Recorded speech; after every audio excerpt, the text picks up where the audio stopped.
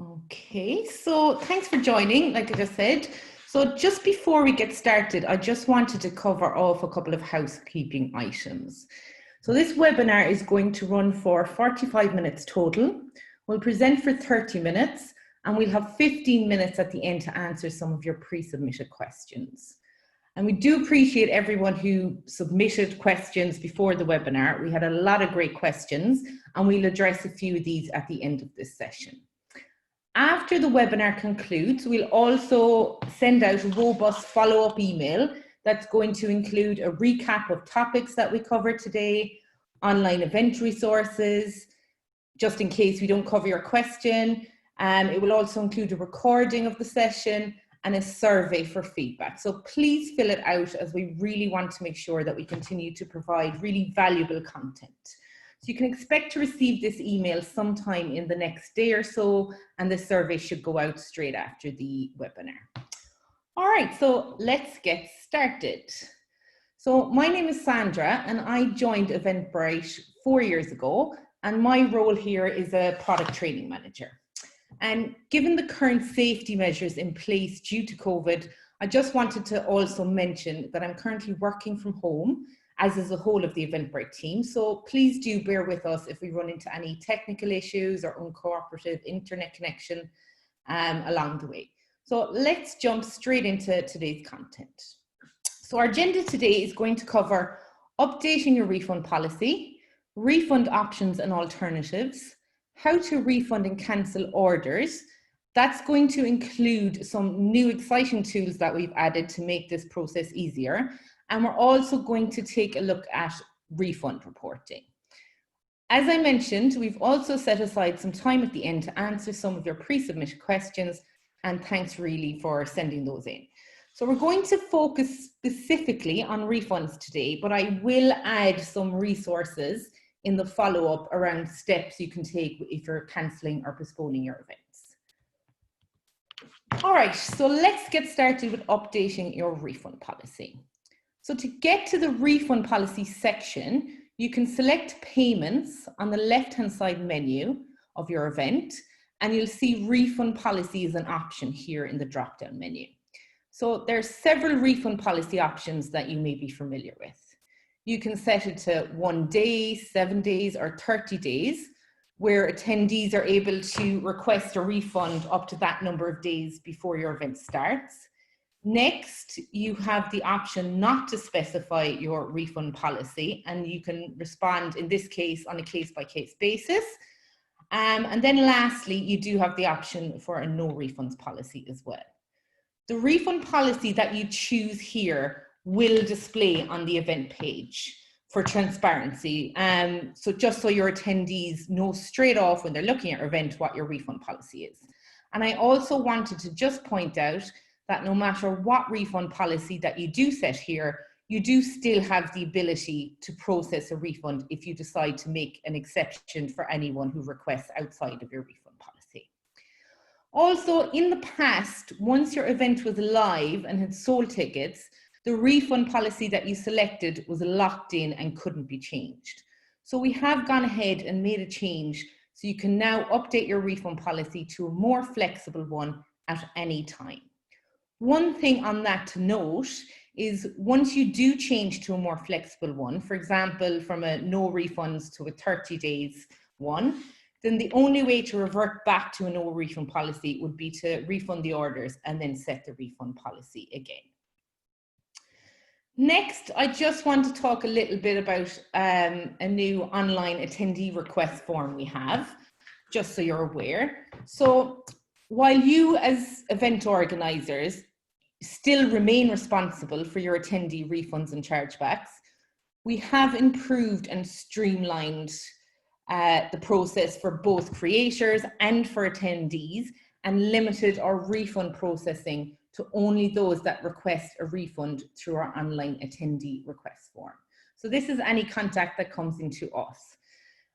So just to go through the criteria, so we will honour refunds for attendees that proactively request a refund through this form if all of these criteria are met.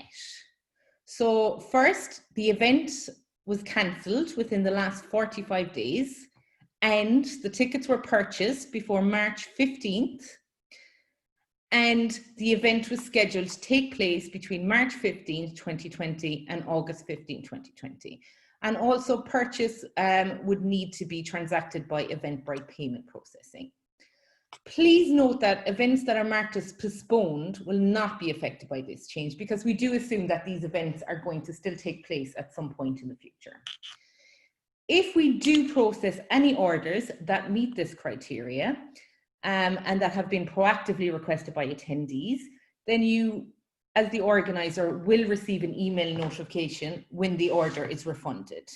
We do also have a new report enabled that you can export that shows the status of these escalated refund requests. You can access this via a button next to the print preview in the orders view, but we'll be taking a closer look at that when we talk about the refunds reporting. So next, let's take a look at refund options and alternatives. Now, let's look at alternative means of compensation. So staying in the same section as where you set your refund policy, we've added the option for you to offer alternative compensation to attendees. So if you're refunding your attendees outside of Eventbrite, like offering them cash or checks, you're able to indicate that here, and you're also able to indicate that you're giving your attendees something of equal value, so such as a gift card or even tickets to a future event. If you do this, then you're indicating to Eventbrite and to your attendees that rather than offering a refund, you're going to be offering them something of comparable value. So you just need to select your preferred option and hit submit. If you do decide to offer alternatives to refunds, you need to make sure that you can confirm the alternative resolution is acceptable, that you're confident that you will be running future events, particularly when you're offering discounts or transfers, tickets to a new event, and also to let us know that you worked out an alternative solution. You can do that, as I said, by selecting here what your alternative is, and this just helps us to better support you and also your attendees. So once you've successfully updated the refund policy and selected an alternative compensation, you might want to visit your order form. And if you scroll to the end of the page where you normally would set up your order form, you can toggle off the accept refund request button because you've already opted to give an alternative means of compensation. Now, I just want to touch on next, in the next few slides, the gift card option. We have partnered recently with GiftUp and Tixel, so we're going to take a look at what those partnerships offer now. So first up is GiftUp. GiftUp is a partner-built app that allows you to sell digital gift cards for your events. So gift certificates in this case would be thought of as multi-event, multi-ticket type discount codes, and they can be applied to any future events within your organization. So all you need to do to set up your account is head to giftup.app. You will then go into the integrations and you can connect your Eventbrite account. You'll need to do this in order to install a GiftUp checkout on your website.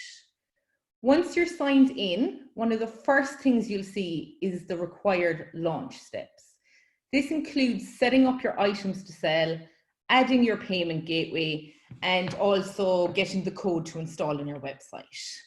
You'll also have extra settings checklists. So this will help you customizing your checkout, and also you can test the customer experience just so you know the steps that your attendees will be following. And just a couple of things that you do need to consider with GiftUp. So digital gift card orders will show up with a 0 value, and your reports are going to reflect this. Also, attendees will only be able to buy 1 ticket at a time. So for example, if an attendee has a £100 gift card and tickets are only £25, they have to check out 4 times to use up the full card.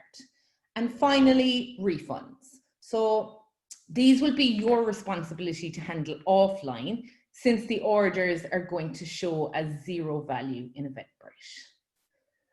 You also have the option to use the refund relief tool powered by Tixel, and this will give your ticket holders the option to donate, or they can swap their ticket for a voucher in place of a refund.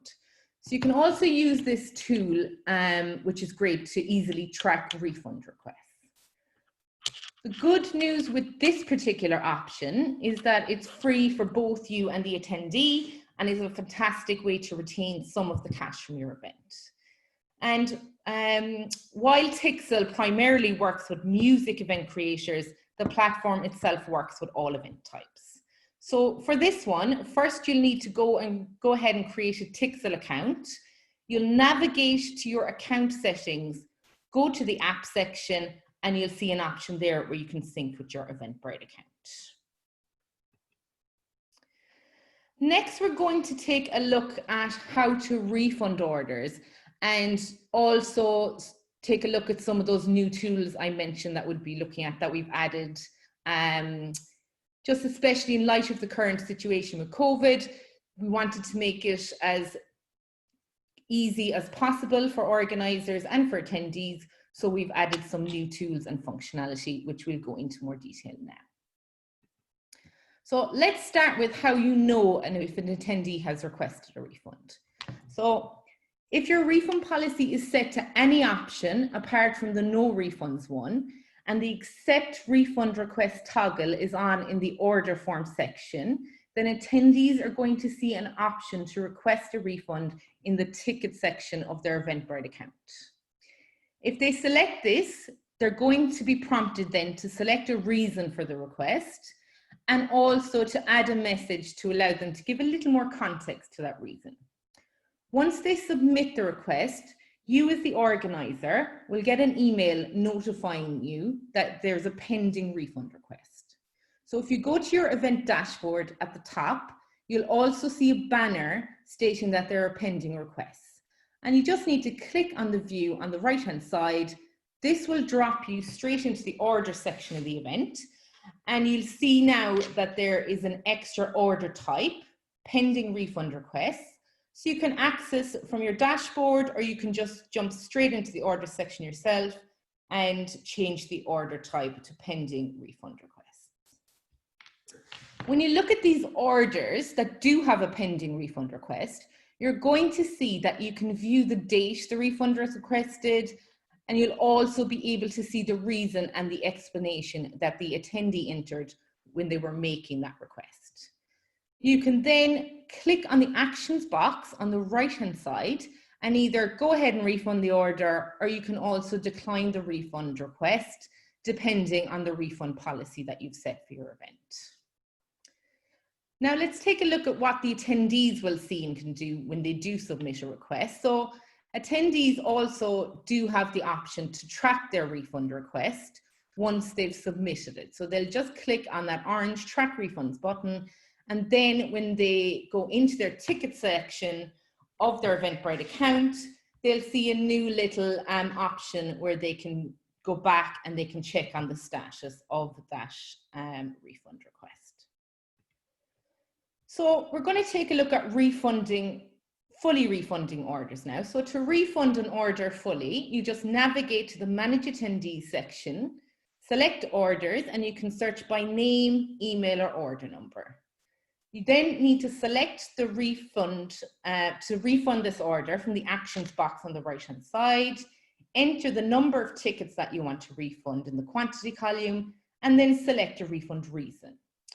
When you click continue, you can add a note to attendees if you wish. So whatever note you add here, this is going to be included in the email that the attendee receives once the order is refunded, and then just click on issue refund.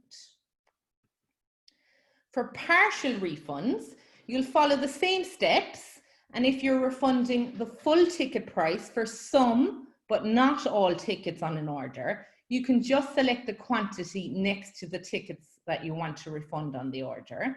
If you're only partially refunding certain amount of that ticket price, then you just need to replace the ticket amount with the amount you want to refund and then click on continue. If you have an event that's collecting payments with PayPal payment processing, then the refund process is going to look slightly different. So you're going to start off with the same steps, navigating to orders, finding the order you need to refund, and selecting to refund the order. But you'll then see something different. So you'll see an initiate refund button. Once you click on this, you'll be redirected to PayPal to complete the refund. So any refunds you initiate in your PayPal account automatically update orders on your Eventbrite account. If you've already refunded the order directly from PayPal, what you can do to reconcile it and get it to update on the Eventbrite side is click the link to manually update.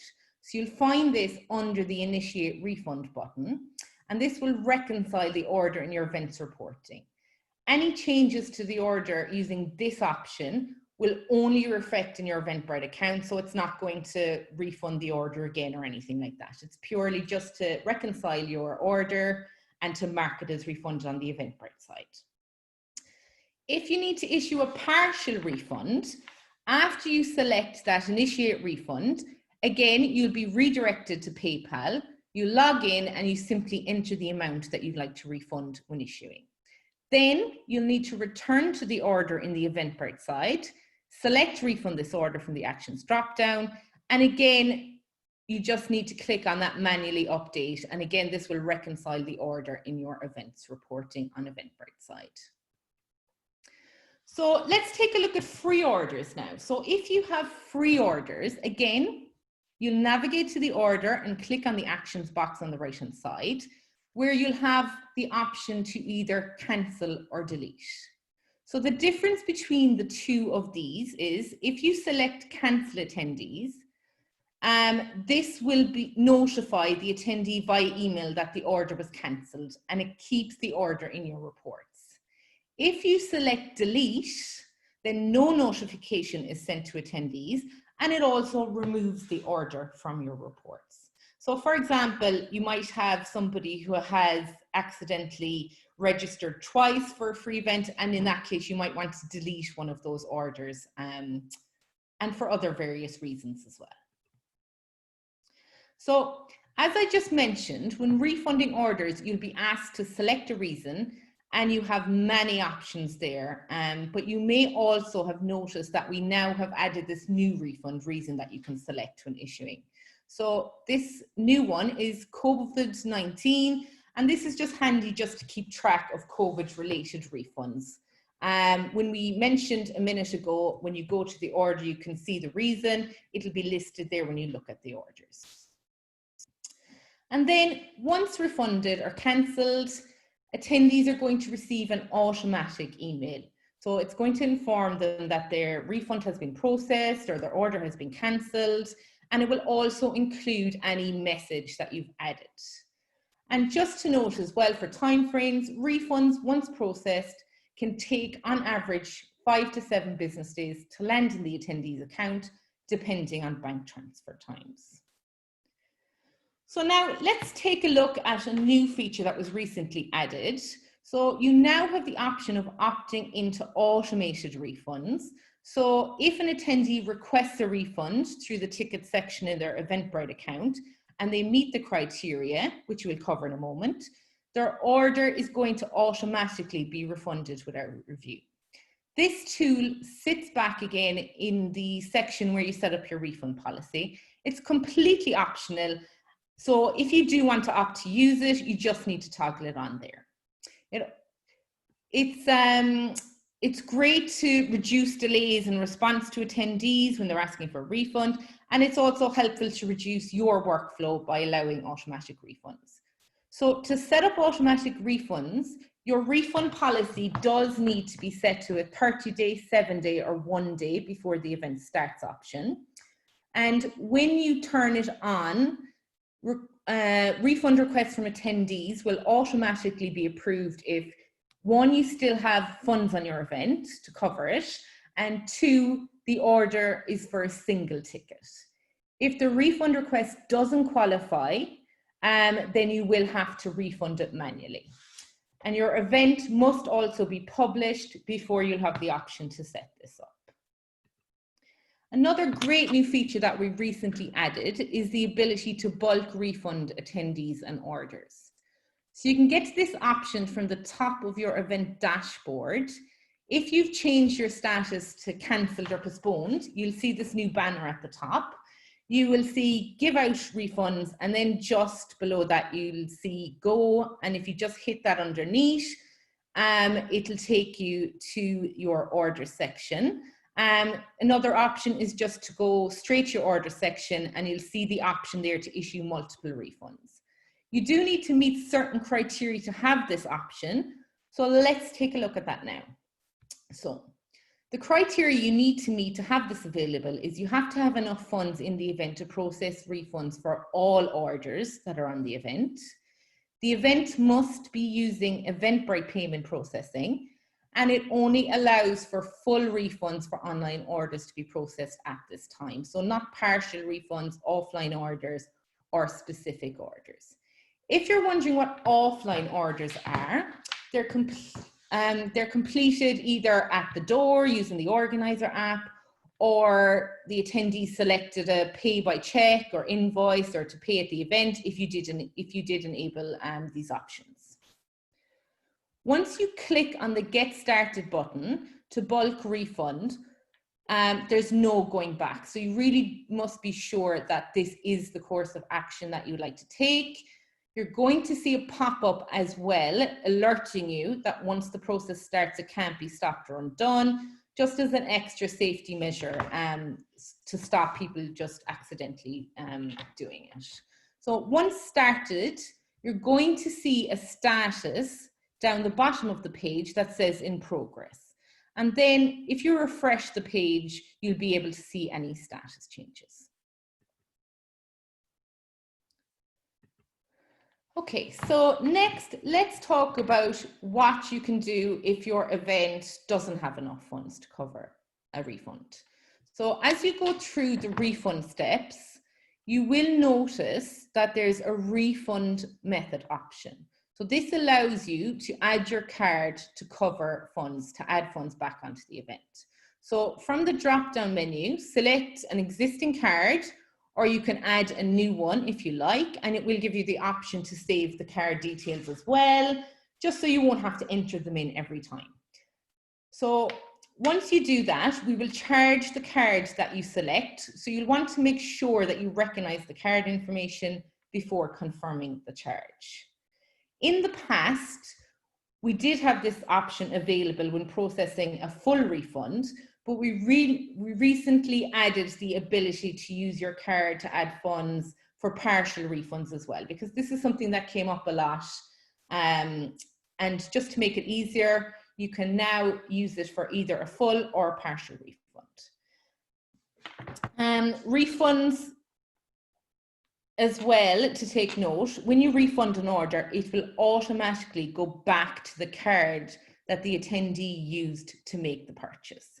If you have a case where an attendee's card may have been cancelled or stolen or expired, they will have to contact their bank. Normally, we can expect them to reroute the refund to their new card, but different banks will have different processes, so it's best for them to always contact their bank in this situation. There's no need to collect the refund's card information again, as it's already been collected when they first made the purchase. If you need to add funds to your event on a larger scale, then you also have the option to inject funds into your live or past events with this new pay-ins tool. So this will be used for multiple purposes, so bulk refunds, partial and total attendee refunds, or also for transfers to another event. It can primarily be accessed on your event dashboard. So right underneath where you see your event payout, you'll also see a pop-up on your You'll also see a pop-up if you go to do bulk refunding and there aren't enough funds. So whichever one is easier, if you already know you don't have enough funds, you can just access it from the dashboard, or if you haven't realized, you'll get a pop-up again just to let you know from the bulk refund section. So what it will do is, you can see there it's kind of grayed out, and it will show you the amount that's needed to cover all refunds on the event. So the purpose of this tool is to be able to cover refunds and transfers, as we mentioned. So it is limited to the amount that you need to cover all refunds on the event. If you're partially refunding orders, or you might only be refunding specific orders, then you can just enter in the amount you need just to cover those partial refunds or specific orders. Next, you'll want to select how you're going to add funds. So you can use your card or your PayPal, and then just click on Add Funds. It's a very quick process, so the transaction will be done automatically, and you'll notice it takes just 4 seconds to update on the dashboard, so you'll see it reflected there almost immediately. You'll also receive a confirmation email. So that's just to let you know that the funds have been added. So you're going to see the payment method you used, the amount processed in that email, just to give you confirmation that it's gone through. Once you've added the funds to your event, then you can go ahead and refund your orders as normal, going through the refund process. If you do happen to add more funds than you need, then any remaining funds that were unused for the refunds will be paid, that were paid in. They're going to be sent back with your final payout for that event. So that's a good way to just add funds, especially if you've had money paid out already, or you just don't have enough funds to cover it. Also, you do still have the option to wire back funds to Eventbrite to process refunds in bulk for you if you have 50 or above orders. So you can either reach out to your account manager or support team for that option, but this does incur a wire transfer cost, and the options we just went through do allow you to get the refunds processed as and when you need to do them. So we've taken a look at all the ways you can process refunds and all the different tools available, and I just wanted to talk a little bit about the reporting. How do we see this in our reporting if we want to take a look at it? So let's start with the attendee summary. So this is quite a widely used report, so I'm sure a lot of you are familiar with it, and you can configure what information you want included in the report if you navigate to the Configure Columns section of the attendee summary, and you can filter to just show fully refunded orders if you go to the attendee status section and just change it to not attending. Partially refunded orders will show with an all or attending status, or attended status if the event has passed. And you just need to filter out the partially refunded orders. You also have the option that you can export this, as with most reports, as a CSV or an Excel file. Also, to point out with this report, if you are utilizing our partnership with GiftUp or Tixel, you're going to want to include the notes when you configure columns to include information in your reporting. So you can also navigate to the order section, and under the order type, if you select refunded and cancel orders, this is going to show you all of your fully refunded orders. So again, you have the option to export this report as a CSV, Excel, and also a text file, and you can view and filter partial refunds by choosing all orders or all completed orders as the order type in this case. And then just circling back to something that we did touch on earlier, for any attendees that have proactively requested a refund via the online request form that we talked about, you're going to see a new report in the order section of your event. So this button will only be visible if you have escalated requests, and you can, what it will do is it will allow you to export a report of these requests that have come in through our online form. The report will include information like the order number, the order gross, the date the attendee made the request, what the refund status is, so whether it's been refunded, if they've met all the criteria, or if it's been denied if they haven't. And also it will show when the request was created and last updated. So thanks for sticking with us through the presentation. We covered a lot in a very short space of time. So we looked at how to set your refund policy, different refund options and alternatives, how to process refunds and some of the new tools. And then we just had a quick look as well at how we can view refunds in our reporting. So I'm going to move on to some of the most asked pre-submitted questions now. Please remember, if we don't get your question today, we will be sending on a follow-up email with lots and lots of resources. There's going to be how-to videos and articles that will cover all of the different topics we talked about. And we're also going to include a full recording of this webinar as well. So let's take a look and dive right into the questions. So are you able to part refund in bulk? So we covered this during the presentation. So to recap, the bulk refund tool currently only allows for full refunds for online orders to be processed.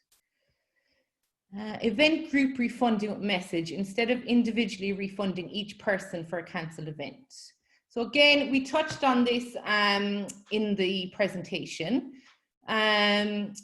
So anytime an order is refunded, whether you refund it individually or in bulk, an automatic email is generated and sent to the attendees, just letting them know that their order has been refunded. So you do have the extra option when you're refunding individually that you can add a custom message to the email.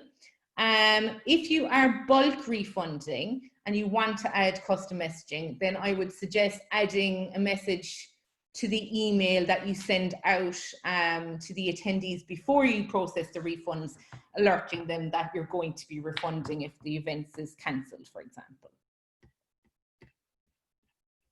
At the moment, you can use automated refunds for 7, 15 and 30 days. Would you be looking to use automated refunds with custom date ranges in the future?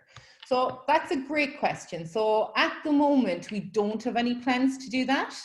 But I'll definitely feed that back to the product team so they can consider that for something that we might do in the future. Can you get a refund back to your card or even cash refund? So as we mentioned, refunds will always be issued back to the card that was used for the purchase. And if the card isn't valid, then as we mentioned, typically the bank will route the refund to the new card. But again, banks have different processes, so it's always best for the attendee to check with their bank in that case. With regards to cash refunds, it depends on how organisers choose to refund. So they might give options. You might give an option to attendees that you will refund them in cash offline. So it really depends on what you want to do yourself as an organiser. Do customers receive a notification from Eventbrite once an event is cancelled? Or is it the responsibility of the event organiser, and is this notification customizable? So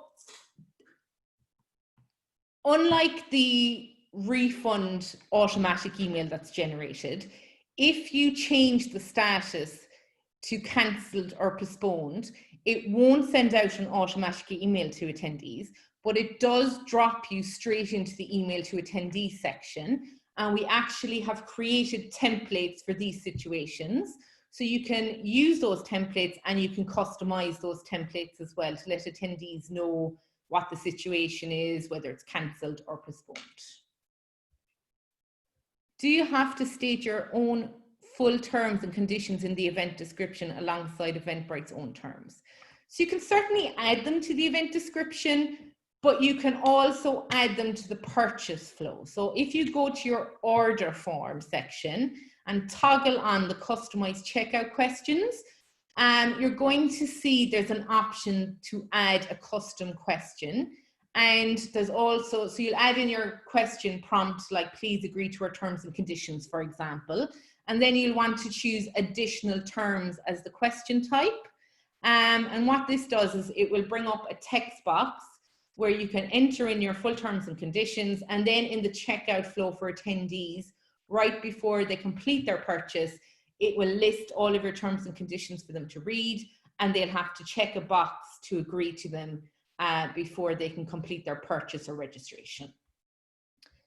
How do we capture the contact details of every ticket holder in case of cancellation? So all orders will collect, at a minimum, the buyer's name, the email address, because these are required fields to make a purchase or complete registration. So if you have new events or for any sales or registrations going forward, you can go to the order form section of your event and again toggle on that customize checkout option, and you can customize it to collect whatever information you need from attendees. Any information that is collected then can be viewed from your reports, so you can access that at any time if you need to contact them about anything.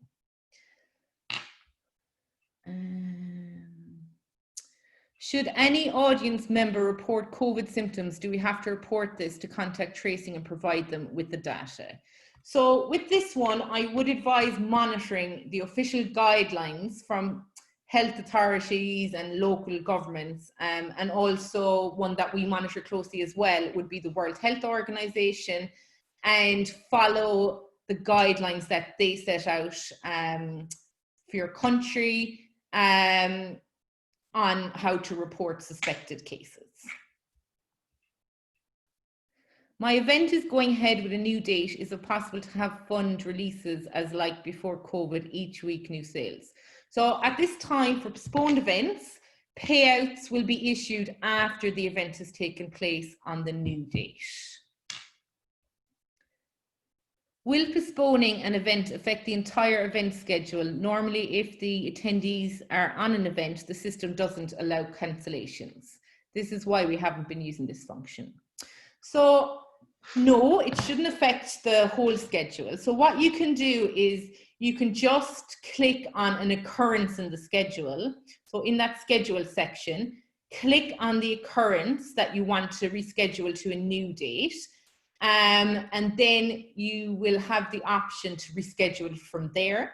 You'll set the new date and the rest of the occurrences will remain the same.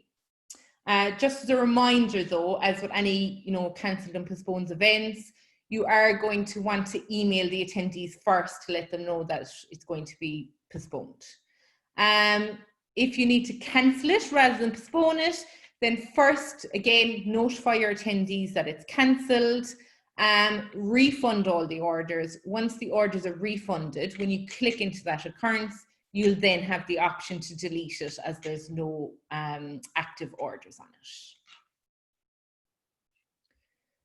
How do I transfer everyone's tickets to next year's event so they receive new e-tickets with the new date and time?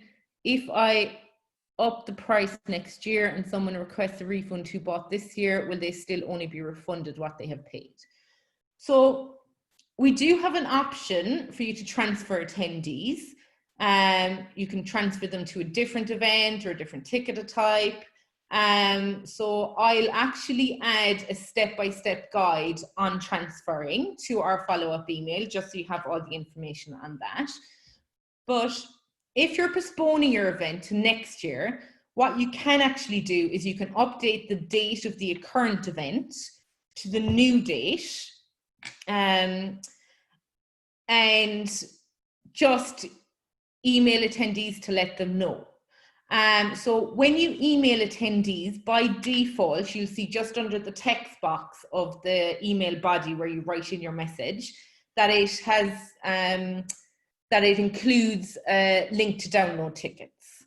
So once you send out that email letting them know that the event's postponed after you've changed the date, what it'll do is they'll have a download button. When they click on that download button, they can download new tickets with the new updated date after you've changed it.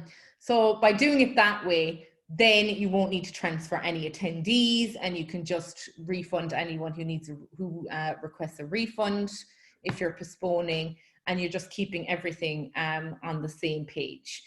What you can do also is, if you do want to change the price for next year, you can go ahead and change it on the existing tickets, or else you can hide the existing tickets and create new tickets. It's completely up to yourself which way you want to do it.